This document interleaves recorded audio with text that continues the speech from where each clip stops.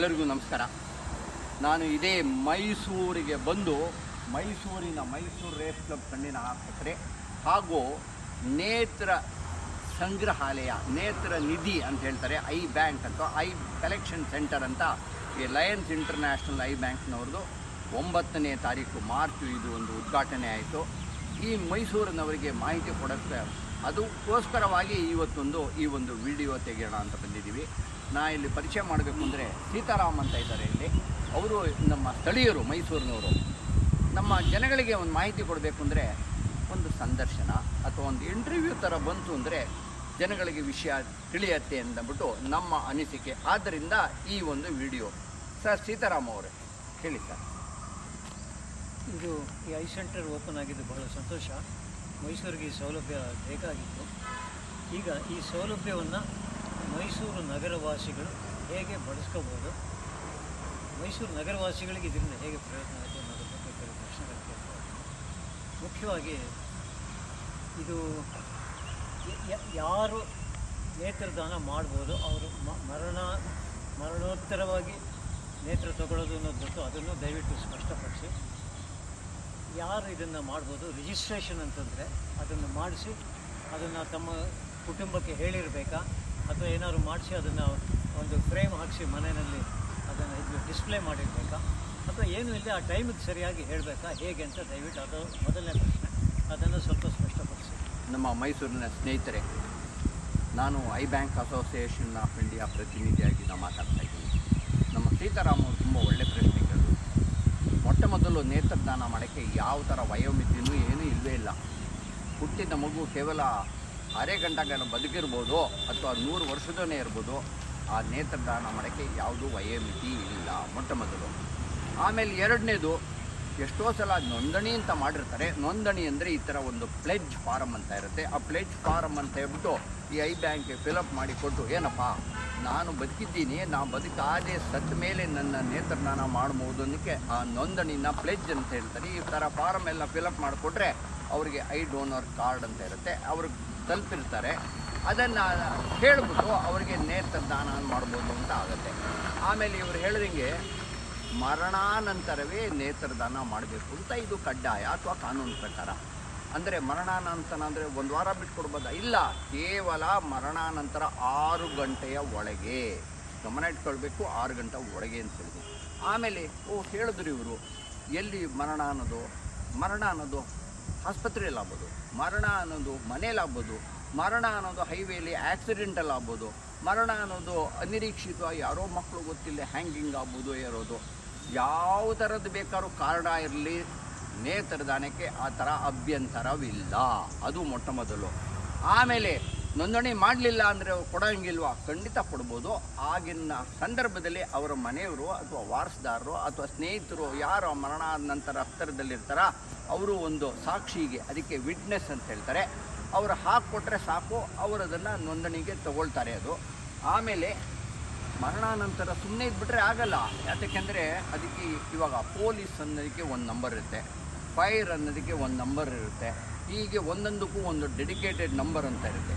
ಹಾಗಾಗಿ ಇಲ್ಲಿ ಮೈಸೂರಲ್ಲಿ ಒಂದು ಐ ಬ್ಯಾಂಕ್ ಶುರು ಆಗಿರೋದಕ್ಕೆ ಒಂದು ಡೆಡಿಕೇಟೆಡ್ 24/7 ಅಂದರೆ ಈ ಫೋನ್ ನಂಬರ್ ಇದು ಆಫೇ ಮಾಡೋಂಗಿಲ್ಲ. ಯಾಕೆಂದರೆ ಮರಣ ಯಾವ ಟೈಮಲ್ಲಿ ಬೇಕಾದ್ರೂ ಆಗ್ಬೋದು.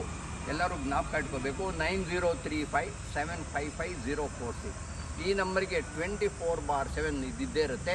ಅಂದರೆ ಐ ಬ್ಯಾಂಕ್ನವರು ಮರಣ ಎಲ್ಲೇ ಆಗಿದ್ರು ಕೂಡ ಆ ಮರಣ ಆಗಿರುವ ಶರೀರ ಏನು ತರಬೇಕಾಗಿಲ್ಲ. ಇಲ್ಲಿ ಆ ಐ ಬ್ಯಾಂಕ್ ಟೆಕ್ನಿಷಿಯನ್ನು ಅಥವಾ ಡಾಕ್ಟ್ರು ಎಲ್ಲಿ ಮರಣ ಆಗಿದೆಯೋ ಅದೇ ಜಾಗಕ್ಕೆ ಅರ್ಧ ಗಂಟೆ ಒಳಗೆ ಸೇರಿ ಅಲ್ಲಿಂದ ಅವರು ಐ ಕಲೆಕ್ಷನನ್ನು ಮಾಡ್ಕೊಳ್ತಾರೆ. ಈ ನಂಬರ್ ಮಾತ್ರ ಜ್ಞಾಪಕ ಇಟ್ಕೊಳ್ಳಿ. ಏನಪ್ಪ ಅಂತ ಹೇಳಿದ್ರೆ, ಇವರು ಸೀತಾರಾಮ್ ಕೇಳ್ದಂಗೆ ಮರಣಾನಂತರ ಏನು ಮೂತಿ ಹೊಡಿಬೋದು, ಹಿಂದ್ಗಡೆ ಡಿಕ್ಕಿ ಹೊಡಿಬೋದು, ಅಥವಾ ಡೋರ್ ಹೊಡಿಬೋದು. ಅದೇ ಥರ ಡೆತ್ ಆದಮೇಲೂ ಕೂಡ ಕೊನೆಯಲ್ಲಿ ಜೀವ ಹೋಗೋದೇನು ಅಂದರೆ ಕಣ್ಣಲ್ಲಿ ಹೋಯ್ತು ಅಂತ, ಕಣ್ಣು ಮುಚ್ಕೊಂಡ ಅಂತ ಹೇಳ್ತಾರೆ. ಯಾವುದೇ ಕಾರಣಕ್ಕೂ ಆ ನೇತ್ರದಾನ ಮಾಡಿದಾಗ, ನೇತ್ರದಾನ ಮಾಡೋಕ್ಕೆ 2 ಥರ ಇರುತ್ತೆ. ಹೋಲ್ ಗ್ಲೋಬ್ ಅಂತ ಹೇಳ್ತಾರೆ, ಆ ಐ ಗುಡ್ಡೆನೇ ಪೂರ್ತಿ ತೆಗೆಯೋದು. ಇಲ್ಲ ಅಂದರೆ ನಮ್ಮ ಹೆಡ್ಲೈಟಲ್ಲಿ ಮುಂದ್ಗಡೆ ಗ್ಲಾಸ್ ಇದೆಯಲ್ಲ ಆ ಥರ ನಮ್ಮ ಕರಿ ಇದನ್ನು ಕೆಳದು ಅದಕ್ಕೆ ಕಾರ್ನಿಯಾ ಅಂತ ಹೇಳ್ತಾರೆ. ಅದಕ್ಕೆ ಬರೀ ಆ ಟಿಶ್ಯೂ ಮಾತ್ರ ತಗೊಳ್ಳೋದು ಎರಡೂ ಥರ ಇರುತ್ತೆ. ಸೊ ಕಣ್ಣು ಗುಡ್ಡೆ ತೆಗೆಯೋದಾಗಲಿ ನೇತ್ರದಾನ ಮಾಡಿದ್ಲಿ ಯಾವುದೇ ಕಾರಣಕ್ಕೂ ತಲೆ ಆಗಲಿ ಕಣ್ಣಾಗಲಿ ದೇಹ ಆಗಲಿ ಯಾವ ಥರದ ವಿಕಾರವೂ ಆಗಲ್ಲ, ಧೈರ್ಯವಾಗಿ ಮಾಡ್ಬೋದು ಅಂತ ಹೇಳ್ತೀನಿ. ಆಮೇಲೆ ಏನಪ್ಪ ಅಂದರೆ ಮರಣಾನಂತರ ಏನು ಬೇಕು ಅಂದರೆ ಕೆಲವೊಂದು ಪ್ರಿಕಾಷನ್ಸ್ ಅಂತ ಹೇಳ್ಬಿಟ್ಟು ಮನೆಯಲ್ಲಿ ಸತ್ತಿದ್ದಾಗ ಆ ಟೈಮಲ್ಲಿ ಆ ಹೆಡ್ಡನ್ನು ರೈಸ್ ಮಾಡಿರಬೇಕು. ತಲೆ ಮೇಲೆ ಏನು ಮಾಡೋದು ಅಂದರೆ ಸುಮ್ಮನೆ ಡ್ರೈನೆಸ್ ಎಲ್ಲ ಬರದೇ ಇರೋಕ್ಕೆ ಅಂದರೆ ಒಂದು ಒದ್ದೆ ಬಟ್ಟೆ ಹಾಕಿರಬೇಕು. ಆಮೇಲೆ ಆ ಐ ಬಾಲ್ ಓದಿದ್ದು ಡ್ರೈ ಆಗದೆ ಇರಬೇಕು ಅಂದರೆ ಫ್ಯಾನ್ ಗೀನೆಲ್ಲ ಆಫ್ ಮಾಡಿರಬೇಕು. ಮರೀದೆ ಏನು ಮಾಡಬೇಕು ಅಂದರೆ ಆ ಐ ಬ್ಯಾಂಕ್ಗೆ ಖಂಡಿತ ಮರೀದೆ ಫೋನ್ ಮಾಡಬೇಕು. ಅವ್ರು ಯಾಕೆ ಅಂದರೆ ಎಲ್ಲಿ ಅವರಿಗೆ ಡೈರೆಕ್ಷನ್ ಕೊಡಬೇಕು ಎಲ್ಲಾಗಿದೆ ಏನು ಅಂತ. ಆಮೇಲೆ ನೇತ್ರದಾನ ಮಾಡಿದವರಿಗೆ ಈ ಲಯನ್ಸ್ ಐ ಬ್ಯಾಂಕು ಲಯನ್ಸ್ ಇದೆ ರಿಟ್ರೀವಲ್ ಸೆಂಟರ್ನವರು ಅವರು ನೇತ್ರದಾನ ಮಾಡಿ ಈ ಥರ ಒಂದು ಸರ್ಟಿಫಿಕೇಟ್ ಕೊಡೋದು ಮರಣಾನಂತರ ಕೊಟ್ಟಿದ್ದಕ್ಕೆ. ಇದಕ್ಕಿಂತ ಗ್ರೇಟೆಸ್ಟ್ ಸರ್ಟಿಫಿಕೇಟು ರಿವಾರ್ಡು ನಮ್ಮ ಸಮುದಾಯ ಅಥವಾ ಸಮಾಜ ಕೊಡೋದು ಇದಕ್ಕಿಂತ ದೊಡ್ಡದು ಯಾವುದೂ ಇಲ್ಲ. ಸೊ ಮೈಸೂರಲ್ಲಿ ಒಂದು ವ್ಯವಸ್ಥೆ ಆಗಿದೆ. ನಮ್ಮ ಸೀತಾರಾಮ್ ಅವ್ರು ಕೇಳಿದ ಮೇಲೆ ಈ ಒಂದು ನಿಧನ ಆಗಿದೆ. ನ್ಯಾಚುರಲ್ ಡೆತ್ ಇರ್ಬೋದು, ವಯಸ್ಸಾದ ಮೇಲೆ ಹೃದಯಾಘಾತ ಇರ್ಬೋದು, ಇಲ್ಲ BP ಜಾಸ್ತಿಯಾಗಿ ಏನೋ ಆಗುತ್ತೋ, ಕಾರ್ಡಿಯಾಕ್ ಅರೆಸ್ಟು ಅಂಥದ್ದೇನೋ ಒಂದು ಡಾಕ್ಟ್ರು ಅಂತಾರ. ಅದನ್ನು ನಾವೇನಪ್ಪ ಅಂದರೆ ಒಂದು ಜೆರಾಕ್ಸ್ ಕಾಪಿ ರೆಡಿ ಮಾಡಿಟ್ಕೋಬೇಕಾಗತ್ತೆ. ಯಾತಕ್ಕೆಂದರೆ ಮರಣ ಆಗದೆ ಇವ್ರನ್ನ ಹೆಂಗೆ ಡೊನೇಟ್ ಮಾಡೋಂಗಿಲ್ವಲ್ಲ. ಸೊ ಈ ಪ್ರಶ್ನೆಗಳು ಕೇಳಿದ್ದಕ್ಕೆ ಸೀತಾರಾಮ್ ಅವರು ಇಷ್ಟು ಜವಾಬ್ದಾರಿ ಮತ್ತೇನಾದ್ರು ಇದ್ದರೆ ಕೇಳಬೇಕು ಸರ್.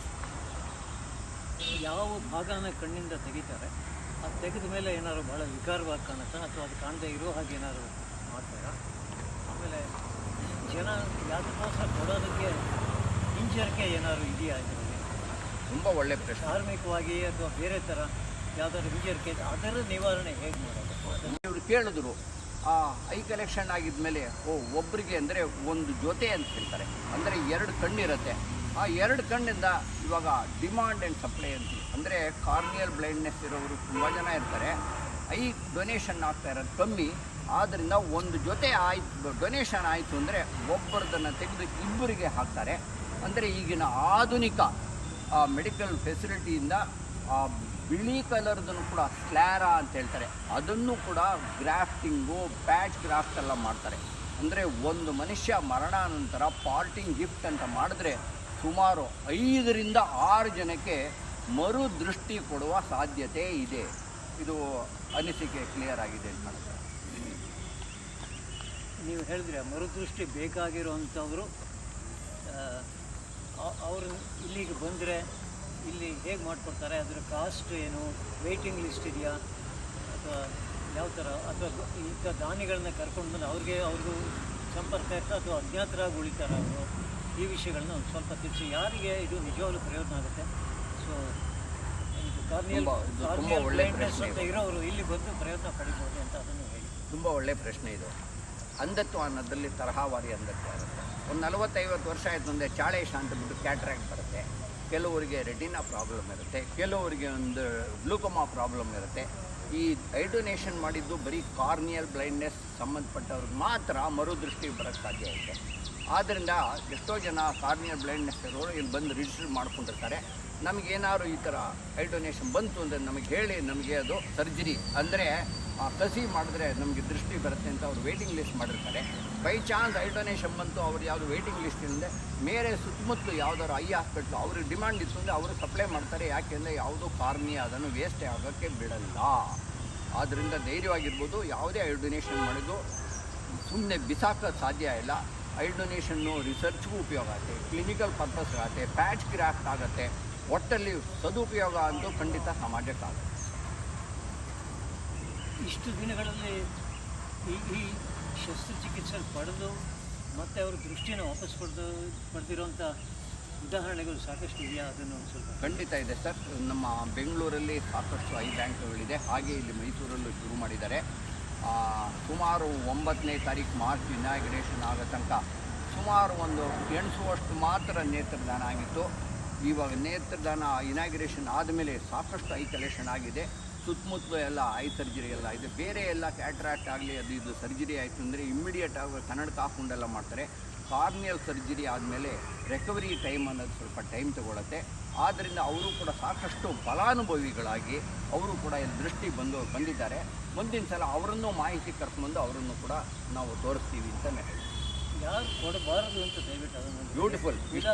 ಉದಾಹರಣೆಗೆ ಕ್ಯಾನ್ಸರ್ ಇರೋರು ಅಥವಾ ಏಡ್ಸ್ ಇರೋರು ಅಥವಾ ಐ ಸರ್ಜರಿ ಆಗಿರೋರು ಈ ಥರ ಅಥವಾ ತುಂಬ ವಯಸ್ಸಾಗಿರೋರು ಈ ಥರ ಅದಕ್ಕೇನಾದ್ರು ಇಂಥವ್ರು ಕೊಡಬಾರದು ಅಂತ ಏನಾದ್ರು ಇದ್ದರೆ ಅದನ್ನು ತುಂಬ ಚೆನ್ನಾಗಿದೆ ಸರ್. ಎಷ್ಟೊತ್ತು ಯಾರ್ಯಾರು ಕೊಡ್ಬೋದು ಅಂತೇಳಿ ತುಂಬ ಜನ ಕನ್ನಡಕ ಹಾಕ್ಕೊಂಡಿದ್ದೀನಿ ನಾವು ಕೊಡೋಂಗಿಲ್ವಾ ಸರ್? ಕನ್ನಡಕ ಹಾಕ್ಕೊಂಡಿರೋರು ಕೊಡ್ಬೋದು, ಬಿ ಪಿ ಬಂದಿದ್ದವರು ಕೊಡ್ಬೋದು, ಡಯಾಬಿಟೀಸ್ ಬಂದವರು ಕೊಡ್ಬೋದು, ಕ್ಯಾಟ್ರಾಕ್ಟ್ ಸರ್ಜರಿ ಆದವರು ಕೊಡ್ಬೋದು. ಏಜ್ ಲಿಮಿಟ್ ಅನ್ನೋದು ಪ್ರಶ್ನೆನೇ ಇಲ್ಲ ಐ ಡೊನೇಷನ್ಗೆ. ಆಮೇಲೆ ಯಾರ್ಯಾರು ಕೊಡ್ಕೊಡ್ದು ಅಂತ ಕೇಳಿದ್ವಿ, ಇದು ಇಂಪಾರ್ಟೆಂಟು.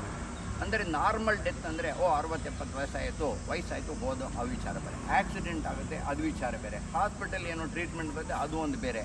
ಅಂದರೆ ಕೆಲವರು ಎಷ್ಟೋ ಸಲ ಕ್ಯಾನ್ಸರ್ ಅಂತ ಹೇಳ್ತೀವಿ, ಅಂದರೆ any cancer below neck level, ಅಂದರೆ ಇಲ್ಲಿಂದ ಕೆಳಗಡೆ ಏನಾದ್ರು ನೆಕ್ ಲೆವೆಲ್ಲಿಂದ ಕೆಳಗಡೆ ಇತ್ತು ಅಂತ ಹೇಳಿದ್ರೆ ಇಲ್ಲಿಂದ ಮೇಲೆ ಏನು ಎಫೆಕ್ಟ್ ಆಗಿರಲ್ಲ, ಅವರು ನೇತ್ರದಾನ ಮಾಡ್ಬೋದು.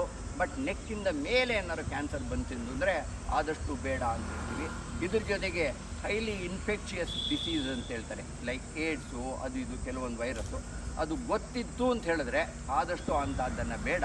ಬಟ್ ಅದನ್ನು ಕೂಡ ಐ ಕಲೆಕ್ಷನ್ ಬೇಡ ಅಂತ ಹೇಳಲ್ಲ, ಮೆಡಿಕಲ್ ರಿಸರ್ಚ್ ಪರ್ಪಸ್ಗೆ ಅದನ್ನು ಯೂಸ್ ಮಾಡ್ಬೋದು. ನೀವು ಒಳ್ಳೊಳ್ಳೆ ಪ್ರಶ್ನೆ ಕೇಳಿದ್ರಿ.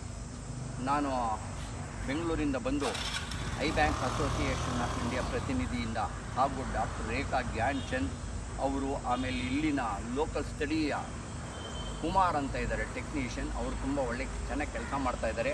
ಈ ನಂಬರ್ ಮಾತ್ರ ಜ್ಞಾಪಕ ಇಟ್ಕೊಳ್ಳಿ. ದಯವಿಟ್ಟು ಈ ವಿಡಿಯೋ ನಿಮಗೆ ತಲುಪಿದ